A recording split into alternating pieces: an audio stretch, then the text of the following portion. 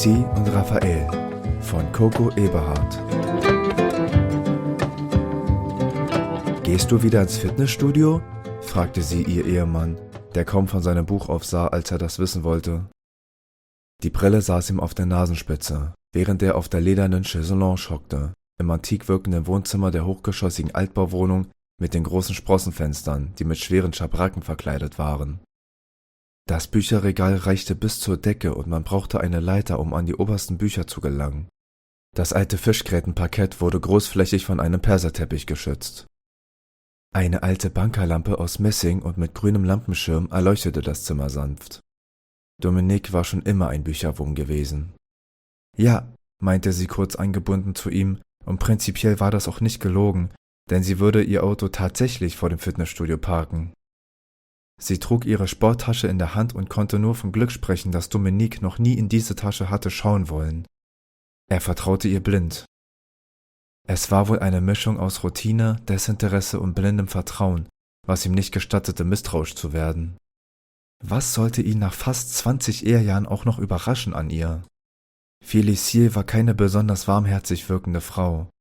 Kühl, besonnen und intelligent. Das waren die 3 Adjektive, mit der man sie wohl hätte am besten beschreiben können.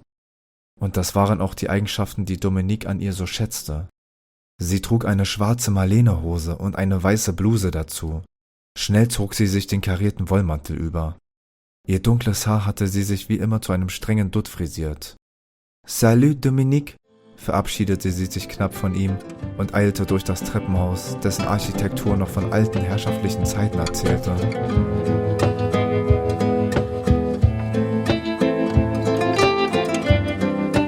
Jeden Mittwochabend war es das gleiche Spiel. Sobald sie die eheliche Wohnung verlassen hatte, machte sich in ihr diese schier unglaubliche Aufregung breit. Ein Gefühl, das sie nur selten zuließ und welches sie in Dominiques Gegenwart, wenn überhaupt, nur selten verspürte. Draußen war es bereits dunkel. Sie setzte sich hinter das Steuer ihres nostalgisch wirkenden Citroëns und fuhr durch die holprigen Kopfsteinpflasterstraßen der Altstadt, um sich dann einen Parkplatz vor dem Fitnessstudio zu suchen, über dessen Schwelle sie allerdings noch nie einen Fuß gesetzt hatte. Eilig huschte sie die Straße hinauf zu einem hohen Art-Deco-Gebäude mit roter Fassade, in welchem sie rasch verschwand. Den alten Aufzug benutzte sie nie, aus Angst stecken zu bleiben. Stattdessen hastete sie die Treppen hinauf in den 3. Stock. Nicht, weil sie zu spät dran war. Nein, es war das pure Verlangen, welches sie zur Eile trieb. Sie öffnete die Tür, die sie sofort in den großen Saal mit den hohen Wänden und dem alten Holzboden führte. An der Decke hing ein üppiger Kristallkronleuchter, der den Raum in ein eigentümliches Licht tauchte. Und da stand er, wie jeden Mittwochabend, Raphael. Raphael trug zu seinem dunkelgrauen Anzug ein weißes Hemd und eine Krawatte. Sein dunkles, volles Haar hatte er sich stilvoll zur Seite gekämmt. Schnell begab sich Felicie in den Nebenraum, um sich umzuziehen. Sie wollte ihn nicht länger als nötig warten lassen. Raphael dürfte wohl keinesfalls älter als sie sein. Eher jünger. So genau konnte sie das nicht sagen, und es interessierte sie auch nicht weiter.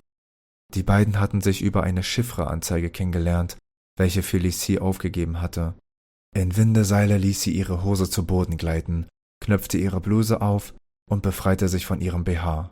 Stattdessen schlüpfte sie in das schwarze rückenfreie Kleid mit dem roten Saum, das auf einer Seite kürzer geschnitten war als auf der anderen und fast ihr ganzen Oberschenkel freigab. Ihre flachen Lederschuhe hatte sie in hohe Schuhe mit Pfennigabsatz getauscht und in ihr Haar, das sie nun offen trug, hatte sie sich eine rote Blume gesteckt. Bevor sie zurück in den Saal ging, blickte sie noch einmal in den kleinen Spiegel. Der Mascara betonte ihre braunen Augen gekonnt.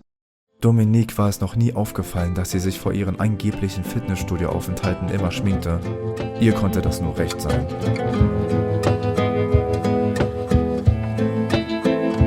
Das Schöne bei Raphael war, dass es keine großen Worte brauchte, um sich zu verstehen. Wenn der erste Ton der Tango-Musik erklang, wusste jeder von beiden, was zu tun war. Und so war es auch heute Abend wieder. Sie standen sich so nahe gegenüber, dass nicht einmal ein Blatt Papier mehr dazwischen gepasst hätte. Er umfasste sie mit der rechten Hand und berührte damit ihren nackten Rücken, was bei Felicie ein Kribbeln auslöste, welches sich bis zu den Spitzen ihrer Brüste ausbreitete. Wie ein Schwan hob sie ihre Hände und fuhr ihm dann mit ihrer linken Hand kurz über seinen Nacken, bevor sie ihren Arm auf seine Schulter legte und sich ihre andere Hand mit seinen Fingern vereinte. Wieder kam er ihrem Gesicht ganz nah und berührte kurz ihre Haut, ohne sie zu küssen. Jedoch konnte sie ihn nun intensiv riechen. Dezentes Parfüm verschleierte seinen Eigenduft, der nicht minder anregend war. Dann ließen die beiden ihre Füße kurz auf dem Boden kreisen, bevor sie sich einem Balztanz gleich über das Parkett bewegten. Sie berührte mit ihrem Fuß sein Bein und fuhr langsam daran hoch. Kurz lehnte sie sich an ihn, und er fing sie auf. Sein Blick war dabei ernst. Er hörte der Musik genau zu und hatte Rhythmus, was mehr wert war, als viele Figuren zu inszenieren. Der Tango war wie eine Schule des Lebens. Wenn Rafael sie umarmte, war es nicht nur eine Formalie des Tanzes. Es war, als würde sich jede Faser ihres Körpers entspannen. Sie fühlte sich bei ihm geborgen und geliebt zugleich, obwohl sie doch eigentlich gar nicht viel über ihn wusste. Das Einzige, was die beiden verband, war der Tango. Doch der Tango war weit mehr als nur ein Tanz für Felicie und Rafael. Durch ihn konnten sie all die Gefühle ausdrücken, die sie sonst nicht zeigen konnten. Liebe, Verachtung, Nähe. Das Lied war zu Ende. Ihre rechte Hand berührte sanft sein Ohr, während er sie am Rücken festhielt. Sie vernahm seinen pulsierenden Atem ganz nah. Das war der Augenblick, für den sie lebte. Der Augenblick, in dem sie sich so lebendig fühlte wie nie. Es war nicht so, dass sie für Dominique keine Gefühle mehr hatte, doch das, was sie mit Rafael jeden Mittwochabend erlebte, würde er ihr niemals geben können.